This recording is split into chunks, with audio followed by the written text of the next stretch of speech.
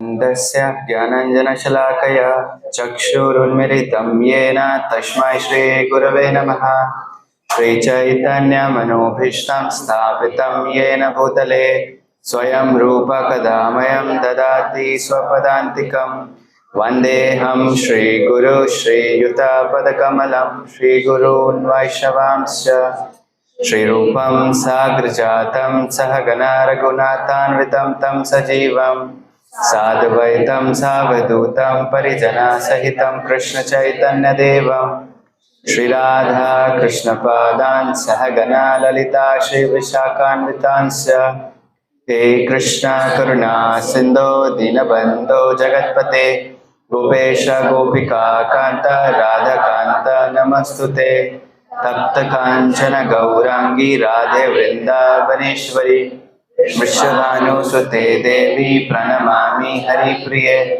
वाञ्छाकल्पतरुभ्यश्च कृपा सिन्धुभ्यैव च पतितानां पावनेभ्यो वैष्णवेभ्यो नमो नमः। जय श्री कृष्ण चैतन्य प्रभु नित्यानंद श्री अद्वैत गदाधर शिवासादि गौर भक्तवृंद। हरे कृष्ण कृष्ण कृष्ण हरे हरे, हरे Ram Ram Ram Hare Hare.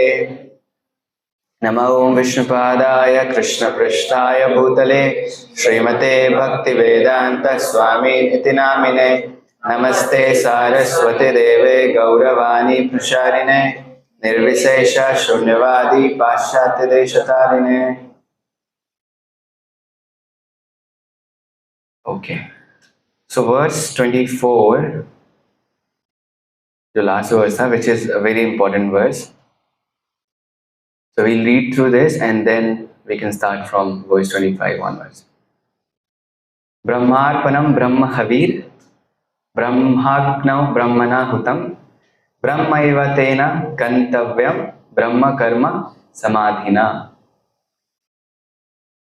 So a person, translation, a person who is fully absorbed in Krishna consciousness is sure to attain the spiritual kingdom because of his full contribution to spiritual activities in which the consummation is absolute and that which is offered is of the same spiritual nature. So mixed Hindi English दोनों mix करके मैं प्रयास करूंगा। अभी ये जो chapter का जो टाइटल है वो है ट्रांसेंडेंटल नॉलेज, आध्यात्मिक ज्ञान। तो जैसे अध्याय से आप धीरे धीरे आगे बढ़ रहे हैं, इस अध्याय में, इस चौथे अध्याय में जब भगवान कृष्ण और अर्जुन के बीच में बातचीत हो रही है तो ये अध्याय चौथा जिसको कैटेगराइज किया गया है, बांटा गया है आध्यात्मिक ज्ञान के ऊपर, उसमें कृष्ण अर्जुन से पूछते हैं अभी भगवत गीता क्यों बोली गई है। ये ज्ञान जो है वो गुह्यतमम ज्ञान है और ये ऐसा नहीं है कि ये 5000 साल पूर्व ही बोली गई है, ये सनातन ज्ञान है और ये भगवान इस चौथे अध्याय में स्थापित करते हैं। भगवान अर्जुन को जब गीता का ज्ञान दे रहे थे कि आप शरीर नहीं, आप आत्मा हो, आत्मा का कभी विनाश नहीं होता, आत्मा के अलग अलग गुण क्या हैं, तो अर्जुन ने पूछा आपको ये सब कैसे मालूम। और फिर भगवान उनको प्रोत्साहित कर रहे हैं कि ये जो ज्ञान है ये दिव्य ज्ञान है और ये दिव्य ज्ञान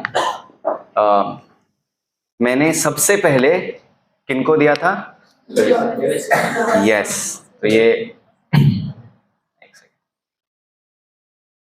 ठीक है। तो सबसे पहला जो है वो है the personality of God head Lord Shri Krishna said कि ये जो मैंने ज्ञान है, ये जो भक्ति योग का ज्ञान है, सबसे पहले मैंने सूर्य भगवान विवस्वान को दिया।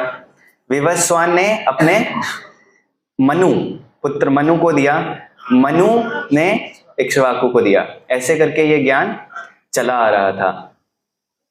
तो अर्जुन पूछते हैं अरे तो ऐसे कह रहे हो जैसे आप बहुत उम्र में मुझसे बहुत बड़े हो, हम दोनों तो दोस्त हैं, फिर जो हमारे पूर्वज हैं सन गॉड विवस्वान, अभी आप कहोगे मैं और मेरा मान लीजिए मेरा भाई और मेरे बीच में वार्तालाप हो रही है और मेरा भाई कहेगा कि मैंने अपने परदादा को ये बात बोली थी, तो वो हंसने वाली बात है कि मेरे परदादा तो अभी है भी नहीं और हम दोनों साथ में हैं। तो ये same context, same situation Arjun और कृष्ण के बीच में है। अर्जुन कह रहे हैं चौथे श्लोक में कि the sun god Vivasvan is senior by birth to you, how am I to understand that in the beginning you instructed this science to him. कि उम्र में विवस्वान तो हमसे काफी बड़े हैं, हमारे पूर्वज हैं, और ये मैं कैसे समझ सकता हूँ कि आपने शुरुआत में ये जो भगवत गीता का ज्ञान है आपने उनको बताया था। तो फिर भगवान जो कॉन्फिडेंशियल सीक्रेट है वो उन्होंने बताया कि वास्तविक रूप से, क्योंकि आत्मा का ज्ञान ऑलरेडी उन्होंने दे दिया है अर्जुन को, तो भगवान अर्जुन को कह रहे हैं कि हमारा और आपका अनंत जन्म हो चुका है। कई सारे शरीरों में, अलग अलग शरीरों में हम जन्म ले चुके हैं। फर्क इतना है कि आप सिर्फ इस शरीर के बारे में जानते हो, मैं अनेक जितने भी शरीर हुए हैं सबके बारे में मुझे ज्ञात है, क्योंकि भगवान शरीर बदलते ही नहीं है। हम भगवान उसी आध्यात्मिक शरीर में बार बार प्रकट अप्रकट होते हैं, उनका हमारी तरह जन्म नहीं होता। तो ये भगवान अर्जुन को बता रहे हैं कि आपने जो पिछला जन्म लिया उसके बारे में आपको कोई अनुभूति नहीं है, कोई ज्ञात नहीं है कि पिछला जन्म आपका क्या रहा है, लेकिन मुझे हर एक जन्मों के बारे में अनुभूति है, इसलिए आपको याद नहीं है, मुझे याद है। फिर भगवान अपने जन्म के बारे में बताते हैं, बता रहे हैं भगवान कि मैं बार बार क्यों आता हूं। फिर भगवान बताते हैं यदा यदा ही धर्मस्य ग्लानिर्भवति भारत अभ्युदनाम धर्मस्य तदात्मनाम सृजाम्यहम्। तो इसको आध्यात्मिक ज्ञान कहा गया है। अगर आप बाहर के कोई भी किसी व्यक्ति से आप पूछ लीजिए, पहले तो उनको ये नहीं मालूम कि भगवान है। भगवान है चलो मान लिया जाए, तो क्यों है ये नहीं मालूम उनको। इसके लिए ये जो ज्ञान है ये भौतिक ज्ञान नहीं है। कौन सी कॉलेज, कौन सी यूनिवर्सिटी में पढ़ाते हैं ये? तो ये जो टॉपिक है ट्रांसेंडेंटल नॉलेज, ये भौतिक जगत के परे आध्यात्मिक ज्ञान, उसके बारे में ये चर्चा की जा रही है, जहां पे हमें जो भगवान इस धराधाम पे आते हैं तो उनके आने का कारण क्या है ये तक हमें मालूम है। तो हम किसी भी व्यक्ति, कोई भी ऑर्डिनरी व्यक्ति से तो हम काफी सर्वश्रेष्ठ है, क्योंकि हमें मालूम है गुह्यतम ज्ञान कि भगवान बार बार क्यों आते हैं इस धराधाम पे।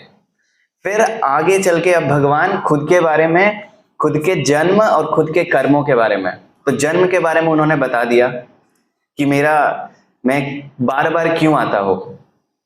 सबसे पहले कि ये यदा यदा ही धर्मस्य, मैं धर्म की स्थापना करने के लिए आता हूं। कौन से धर्म की स्थापना? जो स्वयं भगवान ने स्थापना की है। भगवत गीता अभी शुरुआत में जो सबसे पहला जो ज्ञान ब्रह्मा जी को मिला, किसने दिया? भगवान कृष्ण ने स्वयं दिया। अब उन्होंने धर्म की स्थापना की है, उन्होंने वेद के रचयिता वो हैं, उन्होंने ही धर्म की स्थापना की है, और भगवान कह रहे हैं कि अब मुझे बार बार इसी धर्म की स्थापना करने के लिए बार बार स्वयं आना पड़ता है। यहां पे फिर भगवान कह रहे हैं कि ये जो मैंने ज्ञान सूर्यदेव को दिया, सूर्यदेव ने मनु को, मनु ने इक्ष्वाकु को, वो समय के साथ साथ नष्ट हो गया। तो इससे ये हमें पता चलता है कि ये प्रकृति, ये भौतिक संसार का क्या स्वभाव है। सोचिए, जिस धर्म की स्थापना स्वयं भगवान ने की है उसका विनाश हो जाता है, वो नष्ट हो जाता है जो भगवान ने स्वयं क्रिएट किया है। अब फिर हमारे और आपके क्रिएशन का क्या वैल्यू है? ये स्वाभाविक, ये जो जगत है, जगत में हर एक चीज का स्वभाव है। जैसे चीनी का स्वभाव, गुड़ अगर खाते तो मीठा है, कुछ तीख, अगर मिर्ची खा रहे तो तीखा है। हर एक चीज का स्वभाव है। वैसे ये भौतिक जगत का स्वभाव है कि भौतिक जगत में कोई भी चीज विनाश की ओर जाएगी। उस पर अगर आप मेहनत नहीं करोगे, विनाश की ओर जाएगा। मेहनत करो भी, तब भी विनाश की ओर जाएगा। भगवान खुद जिन्होंने धर्म की स्थापना की है, भगवान आगे कहते हैं चतुर्वर्ण्या मया सृष्टम गुना कर्म विभागसा, ये 4 वर्ण 4 आश्रम मैंने स्थापित किए हैं। ये दिव्य ज्ञान मैंने दिया है। ये सब होने के बाद भी भगवान कहते हैं कि फिर भी मुझे आना पड़ता है। यदा यदा ही धर्मस्य ग्लानिर्भवति भारत, कि धर्म शुरुआती दौर में रहता है और फिर धीरे धीरे उसका विनाश होता है। और परित्रणाय साधुना विनाशाय च दुष्कृताम, और जो दुष्कृति ना, जो बैड एलिमेंट्स हैं, उनका धीरे धीरे अपसर्ज होता है। तो स्टार्टिंग में जो सत्युग अभी देखे तो साइकिल देखे, सत्य त्रेता द्वापर कली, डिग्रेड हो रहा है। तो ये ही स्वभाव है। अगर भगवान के साथ ऐसा हो रहा है तो फिर हमारा जो एंडेवर है उसकी क्या ही वैल्यू है। इसीलिए कितने सारे साम्राज्य, चाहे वो हस्तिनापुर, कोई एग्जिस्टेंस नहीं है अभी, चाहे वो बड़े बड़े साम्राज्य अशोका, ये वो जितने भी साम्राज्य अलग अलग आए हैं, बहुत बड़े इतिहास में हम पढ़ते हैं उनके गुणगान के बारे में, कहाँ हैं वो आजकल। मुगलों के बारे में बात करते हैं, ब्रिटिशर्स के बारे में बात करते हैं। तो ये स्वाभाविक है कि ये विनाश की ओर जाएगा। तो हम भी बहुत एंडेवर करते हैं एक बड़ा ऑर्गेनाइजेशन सेट करने का, बिल्ड करने का, लेकिन जब तक हमें आध्यात्मिक ज्ञान नहीं है तब तक डिटैचमेंट नहीं आएगा। अब दूसरा कॉन्टेक्स्ट ये है कि आप सोचो कितना बुरा लगता है कि मालूम होने के बाद भी कि जैसे बच्चे वो जो ओशियन का जो किनारा रहता है, हाँ, तो वहां पे वो बिल्ड करते हैं कैसल, सैंड कैसल, राइट। तो फिर वेव्स आती हैं, फिर उसको ये तोड़ के चली जाती है, फिर से बनाओ, फिर तोड़ के चली जाएंगी।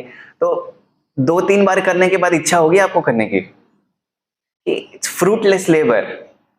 मैं मेहनत कर रहा हूं मैं, लेकिन उस मेहनत का कोई परमानेंट एग्जिस्टेंस नहीं है, तो डेफिनेटली फ्रस्ट्रेशन आएगा। इसीलिए हम भौतिक जगत में भी जब हम प्रयास करते हैं, उस प्रयास में that is the very nature, ये हम प्रयास करते हैं, सफल नहीं होता, जब हम असफल होते हैं तो फिर से हमें दोबारा से प्रयास करना पड़ता है।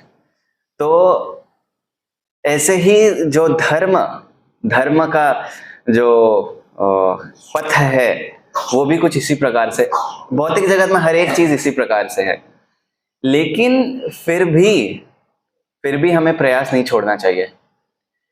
ये भगवान स्वयं कह रहे हैं कि बार बार भगवान बार बार आते हैं वही सेम चीज को एस्टैब्लिश करने के लिए जो ऑलरेडी कर चुके हैं। फिर नष्ट हुआ, फिर आएंगे, फिर नष्ट होगा, फिर आएंगे, क्योंकि ये जो धर्म का रास्ता है, धर्म का जो पथ है, वो सही रास्ता है, भले कितनी भी अड़चने आए। That is the true path. अगर वो नहीं तो कुछ और ही होगा। तो उसके लिए ये पूरा युद्ध हो गया, धर्म युद्ध, इतने सारे लोग मारे गए। लेकिन be it at any cost, cost कुछ भी हो, you have to take the path of dharma. यहां पे द्रोणाचार्य युद्ध में मौजूद है। उन्होंने ज्ञान किसको दिया? द्रुपद के पुत्र को। मालूम है, उनको मालूम था कि द्रुपद ने इस पुत्र का जन्म मेरी मृत्यु के लिए इच्छा की थी, कि उनको कोई एक ऐसा पुत्र चाहिए जो द्रोणाचार्य का वध कर सके। भली भांति मालूम है उनको। लेकिन फिर भी जब वो आते हैं, उनके पुत्र, द्रुपद के पुत्र, शिक्षा लेने के लिए, तो द्रोणाचार्य सिखाते हैं। क्यों? क्योंकि धर्म वही कहता है कि जब एक क्षत्रिय जब आपके पास आता है तो गुरु का कर्तव्य है शिक्षा देना। तो उन्होंने शिक्षा दे दी।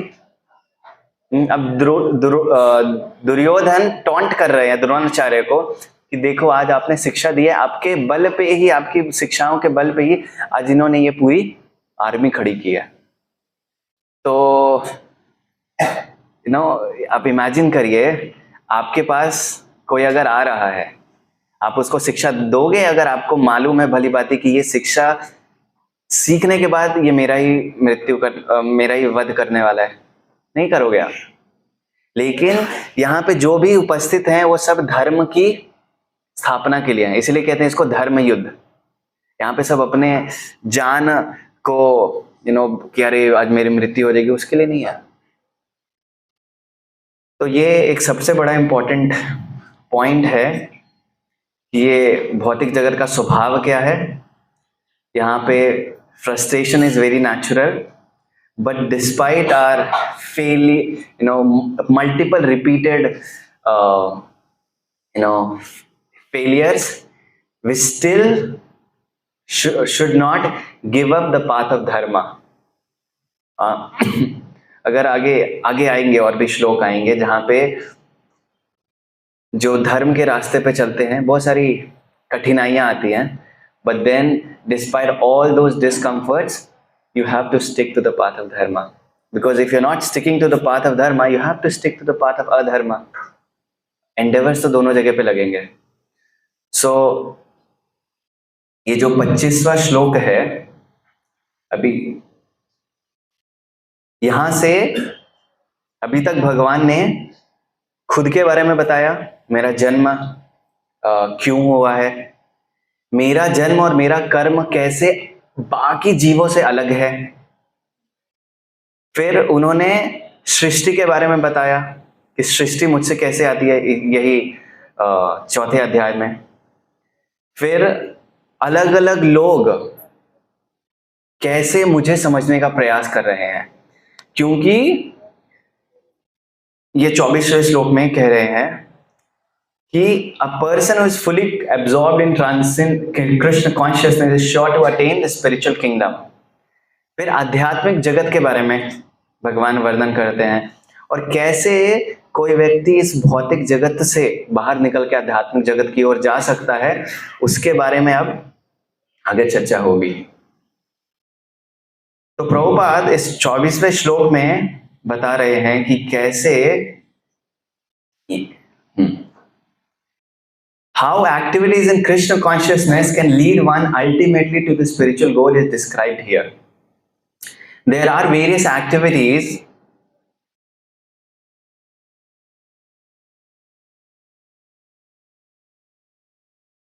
in Krishna consciousness, and all of them will be described in the following verses. But for the present, just the principle of Krishna consciousness is described.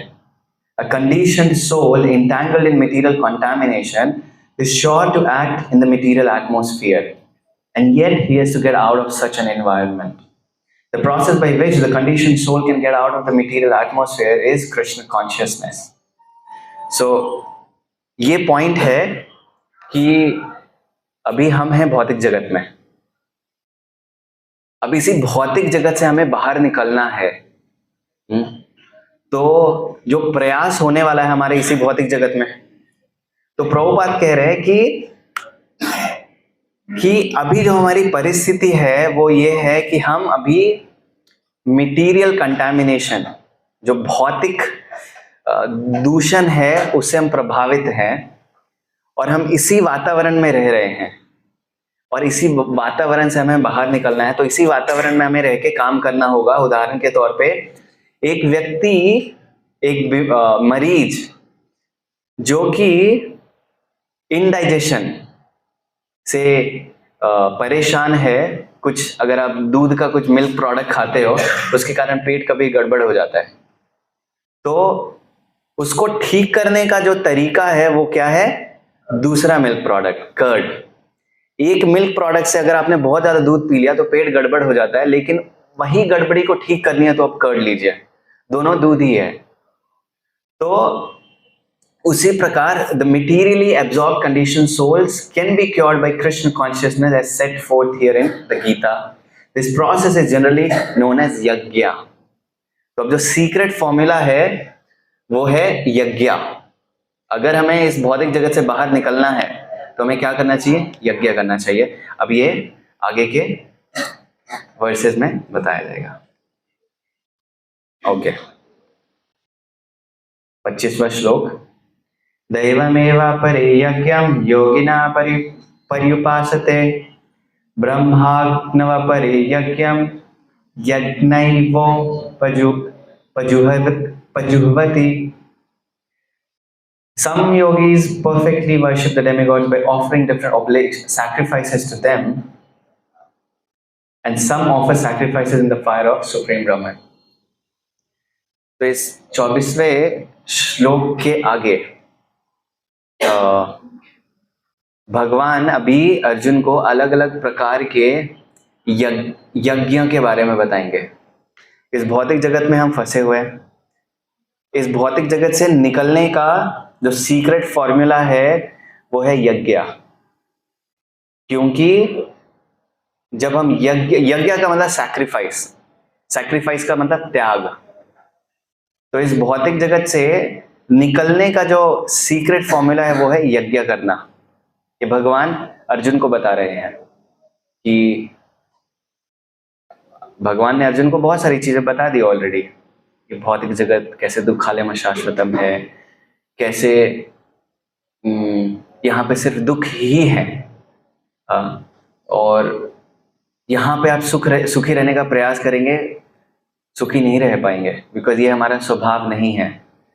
तो इस जगत से हमें बाहर निकलना पड़ेगा। तो जो सच में ज्ञानी व्यक्ति हैं वो इस बात को समझते हैं इस बात को उन्होंने जो आध्यात्मिक गुरु है उनसे सुना है, सीखा है, और उसके बाद ये इच्छा है उनके हृदय में कि वो इस जगत से बाहर निकलना चाहते हैं। अभी इतने सारे एक्टिविटीज हम दिन में करते हैं। संडे को आप यहाँ पे क्यों आए हो? और भी कहीं हो सकते थे हम, लेकिन अगर हमने समय निकाल के हम यहाँ पे आए हैं तो इससे थोड़ा हमारा स्पिरिचुअल इंक्लिनेशन पता लगता है, आध्यात्मिक रुचि। कुछ तो जीवन में सही नहीं चल रहा है, इसके लिए हम यहाँ पे हैं। अगर सब सही चल रहा होता तो हम यहाँ पे नहीं होते। तो अब भगवान हृदय के अंदर में विराजमान है। उन्होंने चैत्य गुरु के रूप में आपको बुद्धि दी, ददामि बुद्धि योगम तम। ये साइंस भगवान खुद ही बताएंगे कि कैसे भगवान सबको बुद्धि देते हैं। जब मैं दुखी हूं जीवन में तो मुझे जीवन में क्या करना चाहिए जिससे ये दुख से मैं बाहर निकल सकूं, वो भगवान बुद्धि देते हैं। इसीलिए भगवान के पास लोग आते हैं। भगवान कहते हैं 4 प्रकार के लोग उनके पास आते हैं। वो भी, इसका भी वर्णन पहले हो चुका है। तो जो व्यक्ति बहुत पीड़ा में है, डिस्ट्रेस, वो भगवान के पास आता है। एसी कम करना है, अभी एक ही है, या तो चालू है या तो बंद। अच्छा, तो 4 प्रकार के लोग भगवान के पास आते हैं। अब वो ज्ञानी अर्थात जिज्ञासु, एक जो व्यक्ति ज्ञान के खोज में है, जिसको वास्तविक रूप से ज्ञान चाहिए, क्योंकि ये भौतिक जगत का ज्ञान आपको ज्यादा समय तक संतुष्ट नहीं कर सकता। जब आप पढ़ेंगे भगवत गीता में तो आपको पता लगेगा कि बाकी और जो फिलॉसफीज, जो अलग अलग प्रकार की फिलॉसफीज हैं पूरे विश्व में, जो भगवत गीता नहीं पढ़ते वो मेंटल स्पेकुलेशन करते हैं। मतलब अच्छा ये दुनिया ऐसी होगी, दुनिया वैसी होगी, जीव, पूरी साइंस, पूरा एक डिपार्टमेंट है जहाँ पे ये सोसाइटी कैसे बनी। सोसाइटी में हम जैसे एक एडम्स इनविजिबल, एक कॉन्सेप्ट है इकोनॉमिक्स में, इनविजिबल हैंड करके, कि अगर आपको लोगों का भला करना है तो लोगों को ऐसे ही छोड़ दो। खुद ब खुद एक दूसरे का अपना भला कर लेंगे। जब हम दूसरे का भला करने जाते हैं तो फिर सच में भला नहीं कर सकते, लेकिन जब खुद व्यक्ति अपने भले के लिए लड़ रहा हो तो फिर वो अपना भला कहीं ना कहीं ढूंढ लेगा। तो ये जगत में इनविजिबल हैंड कहते हैं। मतलब आपको मानिए कि अभी आप देखो, कुछ जॉब कर रहे होगे, कोई बिजनेस कर रहे होगे, बहुत कुछ कर सकते थे, लेकिन आपने वही चुना क्योंकि आपको लगा ये मेरे लिए आसान है, इसको मैं जल्दी कर सकता हूँ, इससे मैं अच्छे पैसे कमा सकता हूँ, तो फिर वो आपने खुद के लिए चुना। ऐसे करके सब अपने अपना व्यक्ति इसी प्रकार से खुद का व्यवसाय चुनेंगे और उससे फिर क्या है, खुद का सबका अपना अपना भला होगा। वैसे जब अपना अपना भला सब देखेंगे तो समाज का भी भला होगा, सब खुश रहेंगे। ऐसा एक कॉन्सेप्ट है। फिर और ऐसे करके फिर फिलोसोफर्स हैं कि लोग कैसे, अगर इकोनॉमी को बढ़ाना है तो कैसे ये जो इनहेरेंट प्रिंसिपल है ग्रीड, लालच, उसका उपयोग कर सकते हैं। जीवन का लक्ष्य क्या होना चाहिए। तो ऐसे करके अलग अलग फिलोसोफर्स अलग अलग चीजें निकालते हैं। लेकिन जब वास्तविक रूप से आप भगवत गीता पढ़ेंगे तो पढ़ने के बाद जब आप उन सारी चीजों को पढ़ेंगे तो लगेगा अरे ये तो मैंने ऑलरेडी कवर किया हुआ है। ऐसा ये टॉप मोस्ट फिलॉसफी है, उस इससे ऊपर आपको कुछ ज्ञान नहीं मिल सकता। ये सीखने के बाद, ये समझने के बाद आपके पास कोई व्यक्ति आके आपको समझाए, भौतिकवादी व्यक्ति, कि देखो जीवन में हमें ऐसे जीना चाहिए, वो संभव नहीं है, क्योंकि इससे ऊंचा ज्ञान कुछ नहीं है। सब जो भी आइडियाज हैं, जो भी कॉन्सेप्ट्स हैं, वो कहीं ना कहीं जो भी मोरालिटी की बात करते हैं, बहुत सारे मोटिवेशन स्पीकर्स कहते हैं ये करना चाहिए जीवन में, वो करना चाहिए जीवन में, उनका बेसिस क्या है? बेसिस शास्त्र हैं। अब चाह के भी प्रभुपाद कहते हैं चतुर्वर्ण्या सिस्टम गुना कर्म विभाग सह, ये जो 4 वर्ण और 4 आश्रम हैं, ब्राह्मण क्षत्रिय वैश्य शूद्र और ब्रह्मचारी गृहस्थ वानप्रस्थ सन्यासी, 4 वर्ण और 4 आश्रम। तो वर्ण कौन से हैं 4?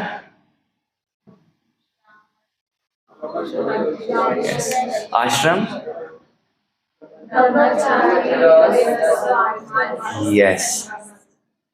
तो भले मॉडर्न सोसाइटी हो, आपको क्या लगता है कि ये 4 वर्ण और 4 आश्रम एग्जिस्ट करते होंगे कि नहीं करते होंगे? जिन्होंने भगवत गीता नहीं पढ़ी जीवन भर, मानिए आप पाश्चात्य देश में जाइए, जिन्होंने भगवत गीता का अध्ययन नहीं किया है, क्या लगता है आपको वहां पे ये 4 वर्ण और 4 आश्रम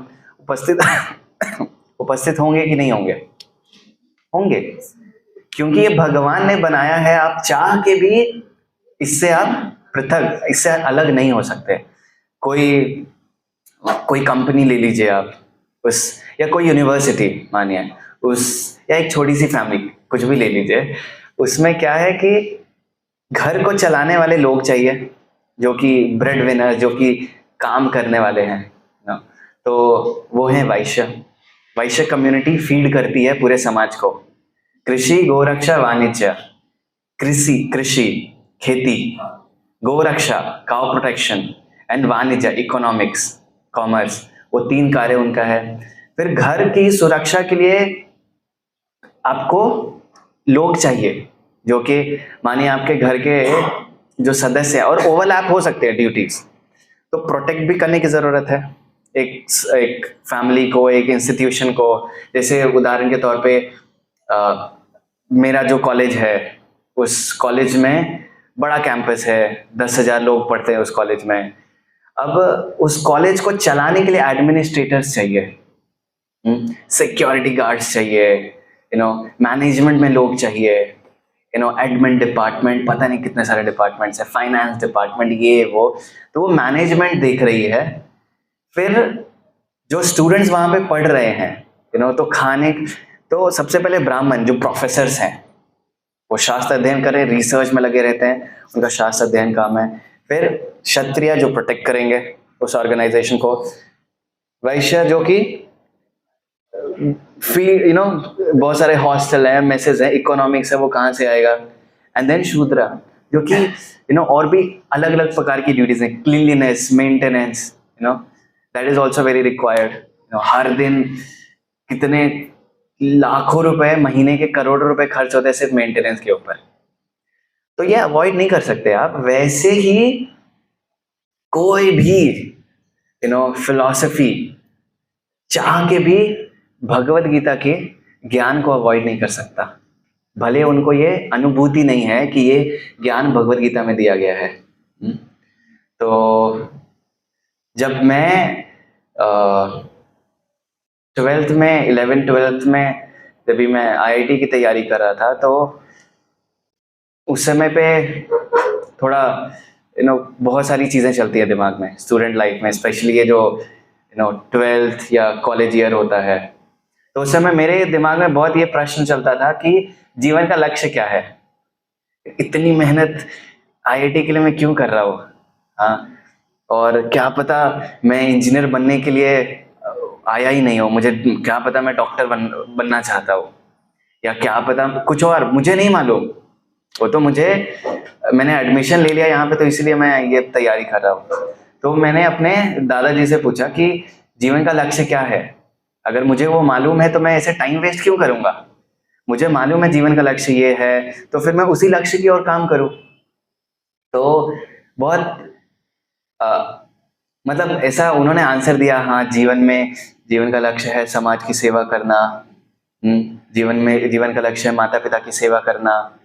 तो सेटिस्फैक्टरी आंसर्स मुझे, मतलब ठीक है माता पिता का सेवा करना टू सम एक्सटेंट ठीक है, may be that's how the world runs.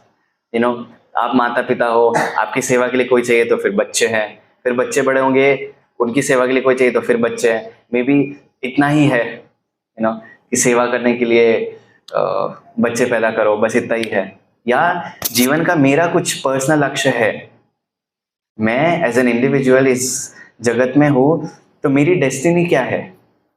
तो बहुत सेटिस्फैक्टरी आंसर नहीं मिला था, कॉलेज में भी नहीं मिल रहा था। फिर अचानक से भगवत गीता पढ़ने का मौका मिला, और मैंने देखा जो जो मेरे प्रश्न चल रहे थे मेरे दिमाग में, वो सारे प्रश्नों के उत्तर इधर है। मैं सोचता था कि अरे अगर मेरी मृत्यु हो गई तो सब तो सारी चीजें नष्ट हो गई, अब सारी चीजें नष्ट हो गई, एक ही जीवन है मेरे पास, तो फिर मैं ये इतना मेहनत क्यों कर रहा हूँ।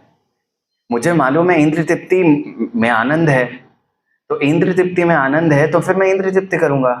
ऐसे मेहनत करके मैं पढ़ाई कर रहा हूँ, फिर जॉब के लिए स्ट्रगल करूँ, अभी क्या कल मृत्यु आ जाए किसने देखा है, तो आज मैं इंद्र तृप्ति अच्छे से कर लूँ। तो ये फिलॉसफी थी। लेकिन फिर भगवत गीता पढ़ते हैं तो ये प्रश्न अर्जुन भी पूछते हैं। भगवान अर्जुन को ये बता रहे कि वास्तविक रूप से हम शरीर नहीं आत्मा हैं, और हमारा एक जन्म नहीं हम कई जन्म लेते हैं, और इस जन्म में जो भी आप कार्य करते हो वो आप कैरी फॉरवर्ड करते हो अगले जन्म में। इसके लिए मैं पाप कर्म नहीं कर सकता हूँ, क्योंकि ऐसा नहीं है पाप कर्म की और भूल जाएंगे आप। you have to suffer the consequences, therefore you have to be careful, therefore morality makes sense to me, otherwise why this morality।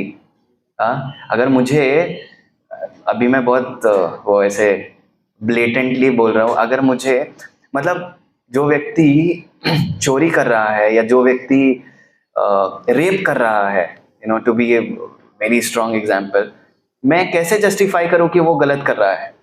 मैं बोलूंगा कि अरे वो उसको लग रहा है कि उसमें इंद्र तृप्ति है उसकी, वो कर रहा है, and that is good for him because that's the kind of philosophy he follows.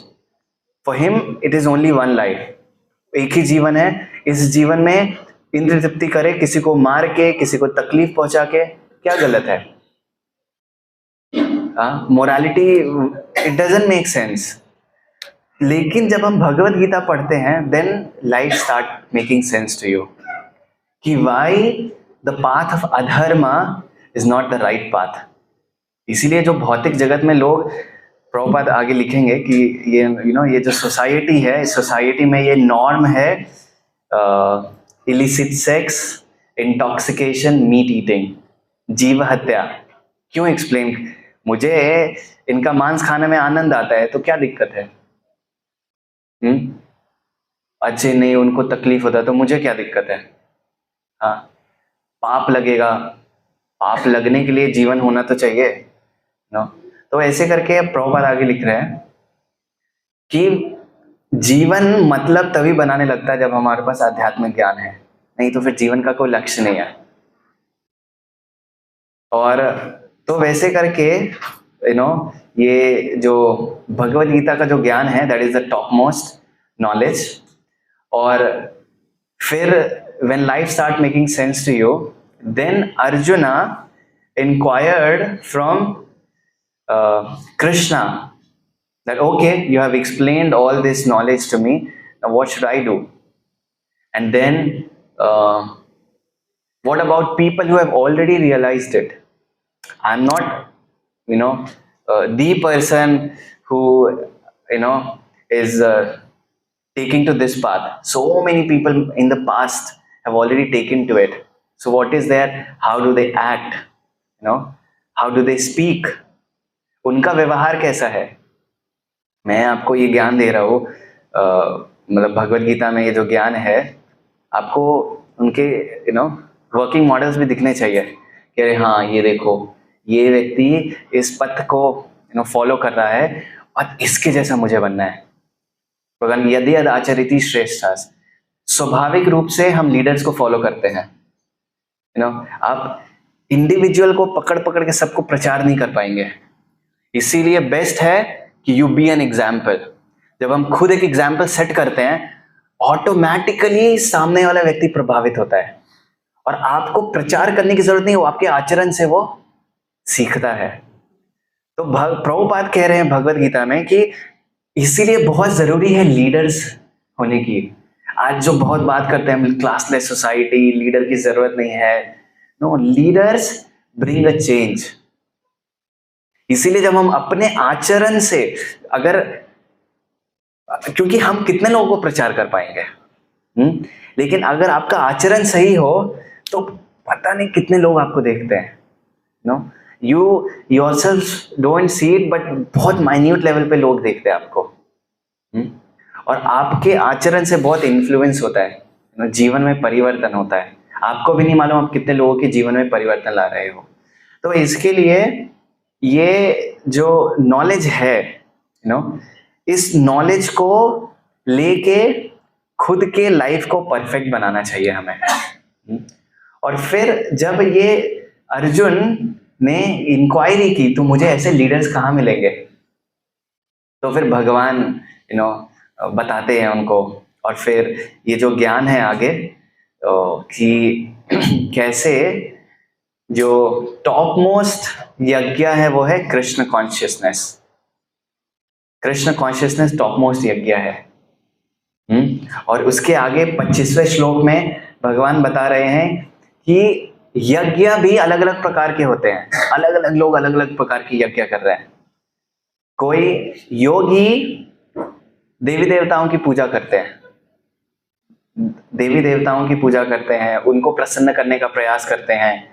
कुछ इम्पर्सनल ब्राह्मण उसमें विलीन होने के लिए ज्ञान का रास्ता अपनाते हैं, जहां पे जीवन में सब कुछ त्याग देते हैं, सिर्फ बैठ के अध्ययन करते हैं। ज्ञान मार्ग, सिर्फ अध्ययन करते हैं। जैसे बहुत सारे साइंटिस्ट अगर समझना हो तो पूरा जीवन वो क्या करते हैं, कुछ नहीं करते हैं, लाइक रिसर्च करते हैं, स्टडी करते हैं, बस इतना ही है। वैसे ही इम्पर्सनलिस्ट वो पूरा जीवन अध्ययन में दे देते हैं, शास्त्रों के अध्ययन में। कुछ बहुत सारे योगी हैं जो कि देवी देवताओं की पूजा करते हैं। कुछ ब्रह्मचारी जिन्होंने अपना पूरा जीवन सैक्रिफाइस, यज्ञ का मतलब सैक्रिफाइस, त्याग। तो जो ब्रह्मचारी है वो किस चीज का त्याग करते हैं कि मैं गृहस्थ जीवन, वर्ल्डली लाइफ नहीं जीना है, मुझे सिर्फ गुरु के आश्रय में श्रवण और सेवा करनी है। तो यहाँ पे है 26 में, सम unadulterated sacrifice, unadulterated Brahmachari sacrifice the hearing process and the senses in the fire of mental control. अपने इंद्रिय तृप्ति को वो उसका बहिष्कार करते हैं, कंट्रोल करते हैं और सिर्फ सुनने पे ध्यान लगाते हैं। पूरा जीवन उनका श्रवण में जाता है। फिर कुछ गृहस्थ भी क्या कर रहे हैं, प्रयास त्याग करने का। तो 26 जो वर्स है ये लेके मैं खत्म करूंगा। इसमें प्रभुपाद लिख रहे हैं कि ये जो 4 वर्ण बनाए गए हैं, जो 4 आश्रम है, ब्रह्मचारी, गृहस्थ, वानप्रस्थ, सन्यासी, they all are meant to become perfect yogis और ट्रांसेंडेंटलिस्ट। इसका लक्ष्य एक ही है कि कैसे हम शुद्ध भक्त बन पाए भगवान के। चाहे वो ब्रह्मचारी, गृहस्थ, वानप्रस्थ और सन्यासी, हर एक आश्रम का यही गोल है। ब्रह्मचारी से गृहस्थ, गृहस्थ से वानप्रस्थ, वानप्रस्थ से सन्यासी, स्लो एंड ग्रेजुअल प्रोसेस। तो since human life is not meant for, क्या हो गया, since human life is not meant for our enjoying sense gratification like the animals, the 4 orders of human life are so arranged that one may become perfect in spiritual life. The brahmacharis or the students under the care of a bona fide spiritual master control the mind by abstaining from sense gratification.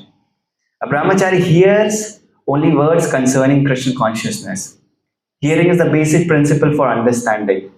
And therefore the pure brahmacharis engages fully in Harera Namanukirtanam, chanting and hearing the glories of the Lord.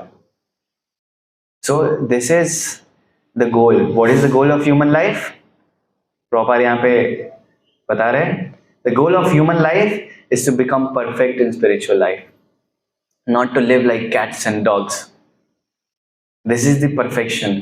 Be it in any ashram, अलग अलग लोग अलग अलग जगह से आ रहे हैं, हाँ, अलग अलग जॉब्स कर रहे होंगे, अलग अलग सैलरीज होंगी, अलग अलग फैमिली सिचुएशंस होंगे, but goal remains the same, is how can we really perfect our lives in Krishna consciousness, how can we perfect our lives and become more and more spiritual eventually. हर एक के stages अलग अलग होंगे, लेकिन be it at any stage, how can we make good use of a bad bargain? अब ये परिस्थिति में हूं मैं, तो डोंट उस परिस्थिति में रहने के बाद मैं उस परिस्थिति का कैसे अच्छे से उपयोग कर सकता हूँ आध्यात्मिक जीवन में प्रगति के लिए, वो हमें सोचना चाहिए। ठीक है, तो it's very, spiritual life is very broad. ठीक है, 4 आश्रम, ब्रह्मचारी, गृहस्थ, वानप्रस्थ, सन्यासी, सबके लिए अलग अलग कार्य हैं। हम कैसे कोई भी परिस्थिति में रह के भगवान की भक्ति कर सकते हैं, ये हमें सोचने का प्रयास करना चाहिए। So let me end here. Hare Krishna, धन्यवाद।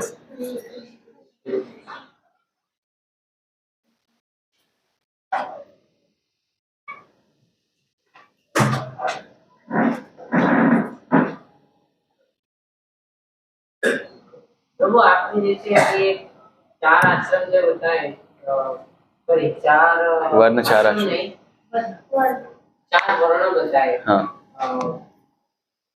ब्राह्मण, क्षत्रिय, वैश्य एंड शूद्र।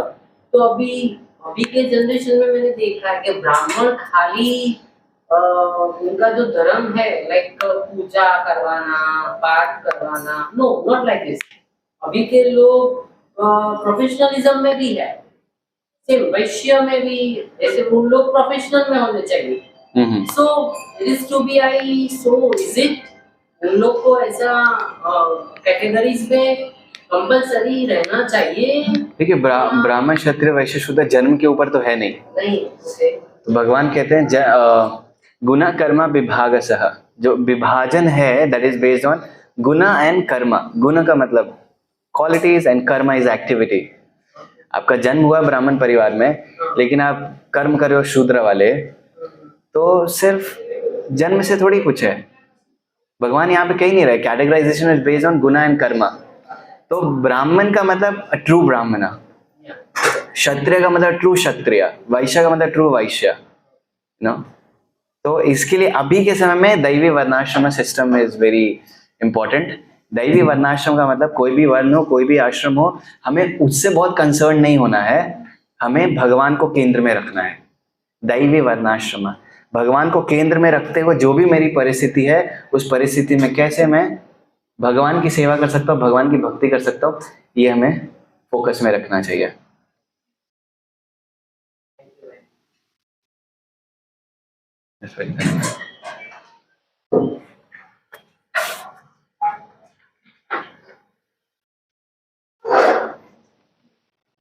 थैंक यू प्रभु। ये पूरा निकालना। हरे कृष्ण। तो हम धन्यवाद देना चाहेंगे श्री सप्तऋषि प्रभु को इतना अच्छा क्लास देने के लिए। एक बार सब हरे कृष्ण मानना चाहेंगे। हरे कृष्णा कृष्णा कृष्णा हरे हरे, हरे राम राम राम हरे हरे। तो आप में से कितने लोग फर्स्ट टाइम आए? तो आप सबसे निवेदन है कि मेरे से कम मिलते जाइए ताकि मैं ये प्रोग्राम के बारे में थोड़ा बता सकूं। और अभी हमारा प्रशासन कार्यक्रम है तो वृंदावन हॉल में, तो आप सभी से निवेदन है कि ओपन कनेक्ट करके जाइए। वहाँ क्या होगा? ठीक है, ठीक है, ओके। हरे कृष्ण।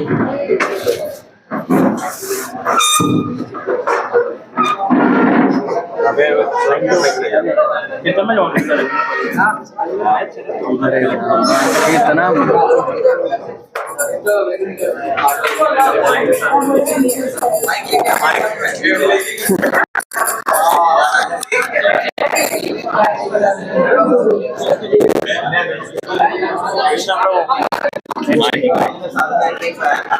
वो साथ में लेके आ गए थे खीर।